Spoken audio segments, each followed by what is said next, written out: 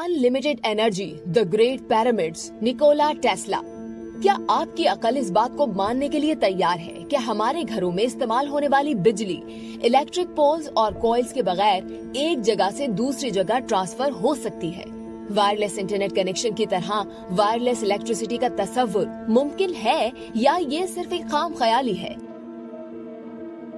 मिस्र में मौजूद द ग्रेट पिरामिड्स को the great source of energy क्यों समझा जाता है?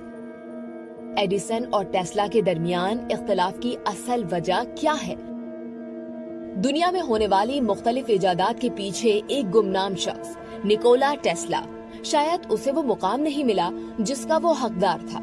टेस्ला से पहले बिजली सिर्फ एक डायरेक्शन में 1 माइल तक सफर तय कर सकती थी। टेस्ला के आने के बाद ये सफर तमाम डायरेक्शंस में सैकड़ों माइल्स तक मुमकिन हुआ और आज उसी की बदौलत बड़ी बड़ी फैक्ट्रीज काम कर रही हैं।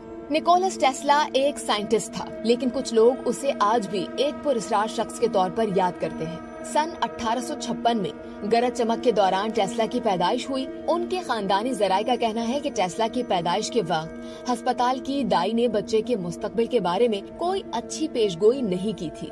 अलबत्ता टेस्ला की वालिदा पुरएतमाद थी कि उन्होंने एक खुशकिस्मत बच्चे को जन्म दिया है जिसका मुस्तकबिल रोशन होगा, और शायद वो सही थी। टेस्ला अपने स्कूल के वक्त में बहुत ही काबिल स्टूडेंट थे और वो 8 ज़बानें बोल सकते थे और कैलकुलस के माहिर थे। उन्हें इनोवेशंस का शौक अपनी वालिदा को देखकर हुआ। टेस्ला की वालिदा ड्यूका मैंडेक फारिग वक्त में स्मॉल होल्ड अप्लायंसेस बनाया करती थी। शायद यही वजह है कि माँ की जहानत बेटे में भी मुंतकिल हो गई। उनके वालिद एक प्रीस्ट थे और वो चाहते थे कि उनका बेटा भी प्रीस्ट बने, लेकिन टेस्ला का रुझान इंजीनियरिंग की तरफ था। निकोलस टेस्ला कम उम्री में कोलेरा में मुब्तला होकर मौत के करीब पहुँच गए थे, लेकिन खुशकिस्मती से उनकी जान बच गई। टेस्ला एक आजाद ख्याल शख्स थे। उन्हें नए नए एक्सपेरिमेंट्स का बहुत शौक था। एक दिन वो बगैर किसी को बताए घर छोड़कर चले गए, यहाँ तक कि उनके दोस्तों को भी मालूम नहीं था कि वो कहाँ गए हैं। लोग ये गुमान करने लगे थे कि शायद वो किसी नदी में डूब गए हैं। टेस्ला घर से दूर बुदापेस्ट चले गए, जहाँ उन्होंने एक टेलीफोन कंपनी में इलेक्ट्रीशियन के तौर पर मुलाजमत शुरू कर दी। वो 1882 में पेरिस गए और थॉमस एडिसन की कंपनी ज्वाइन कर ली, जहाँ उनका काम इंडोर लाइट्स को इंस्टॉल करना था। टेस्ला की काबिलियत को देखकर उन्हें मजीद जिम्मेदारियाँ सौंप दी गयी।